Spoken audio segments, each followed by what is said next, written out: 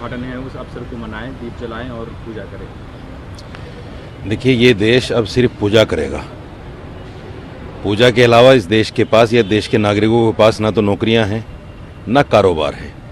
दूसरे ये है कि बहुत सारे साधु संत इस बात से नाराज़ हैं कि साहब नरेंद्र मोदी जी जो प्राण प्रतिष्ठा कर रहे हैं, ये तो बिना पत्नी के तो हो ही नहीं सकता, और आप बिना पत्नी के करेंगे।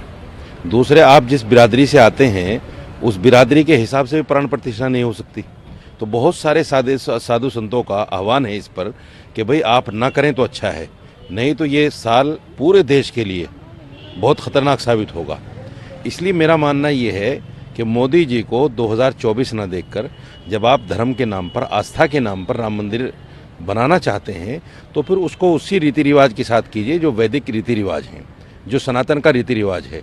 आप सिर्फ अपने प्रचारिक फ़ायदे के लिए, अब 2024 में इलेक्शन में फ़ायदा लेने के लिए अगर आप कोई भी इस तरह का उल्टा सीधा काम करेंगे जो सनातन धर्म के खिलाफ है, तो मैं समझता हूँ उसमें सारे देशवासी कहीं ना कहीं संकट में आ सकते हैं। इसलिए आपको नहीं करना चाहिए।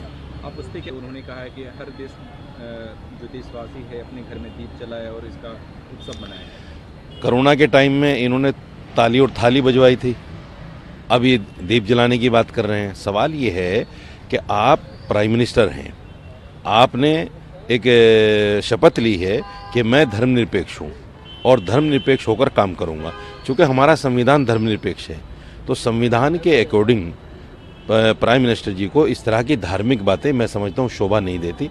उनको सिर्फ लोगों के विकास के लिए, लोगों की नौकरियों के लिए, जो हमारे ऊपर करोड़ों लाखों करोड़ का कर्जा हो गया है, उसके बारे में भी देश को बताएं और समझाएं कि देश में क्या स्थिति चल रही है। इसलिए मोदी जी जो है सिर्फ धर्म की बात ना करें। 14 जनवरी को है वो उस पर कह रहे हैं कि जो जितने भी धर्मस्थल है पूरे देश में 14 जनवरी को वहाँ पे साफ सफाई होनी चाहिए। साफ सफाई तो रोज़ होनी चाहिए। धर्मस्थल ऐसी कौन सी जगह है जहाँ साफ सफाई रोज़ाना नहीं होती? मैं समझता हूँ मंदिरों में, गुरुद्वारों में, मस्जिदों में सब जगह रोज़ाना साफ सफाई होती है। ये कोई अलग अनोखी चीज़ थोड़ी ही है। राम मंदिर अगर बन रहा है, ठीक है, जिन लोगों की आस्था है उनके लिए गर्व की चीज़ है, लेकिन इसमें पूरे देश को आप मुलव्वस करेंगे। यहाँ माइनॉरिटी भी रहते हैं, माइनॉरिटी में सिख भी हैं, ईसाई भी हैं, दलित भी यहाँ रहते हैं जो आपके धर्म को नहीं मानते।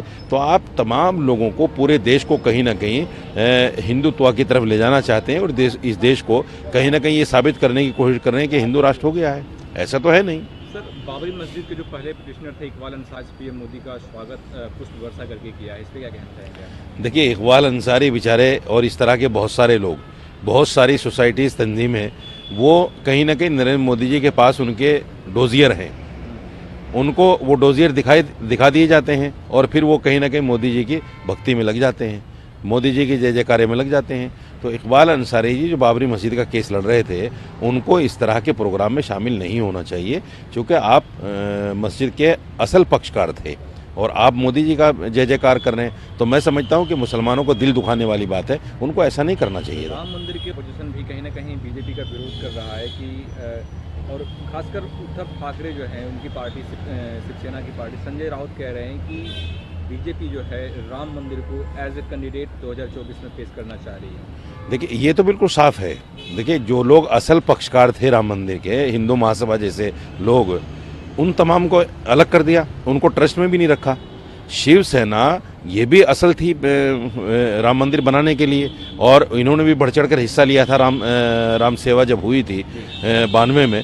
तो मैं समझता हूं कि तमाम लोगों को नज़रअंदाज करके जिस तरीके से राम मंदिर का उद्घाटन करने की बात की जा रही है, और बकौल साधु संतों के, जो साधु संत कह रहे हैं कि आधे अधूरे राम मंदिर पर आप प्राण प्रतिष्ठा कर रहे हैं, ये तो और भी दुखद बात है।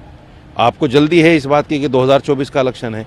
तो मैं समझता हूं कि कम से कम अगर विपक्ष की आप बात नहीं मान रहे हैं, मुसलमानों की बात नहीं मान रहे हैं, तो अपने साधु संतों की तो बात मानिए, जो वैदिक धर्म को का सहारा लेकर वैदिक धर्म की बात करके, जो है सनातन धर्म की बात करके आपको समझाने की कोशिश कर रहे हैं। तो कम से कम उन्हीं की बात मान लीजिए। कुछ साधु संतों ने तो वीडियो जारी की हाथ जोड़कर कि हम हाथ जोड़कर प्रार्थना करते हैं कि मोदी जी कम से कम इस काम से रुक जाइए, नहीं तो देश में अनर्थ हो जाएगा। Thank you.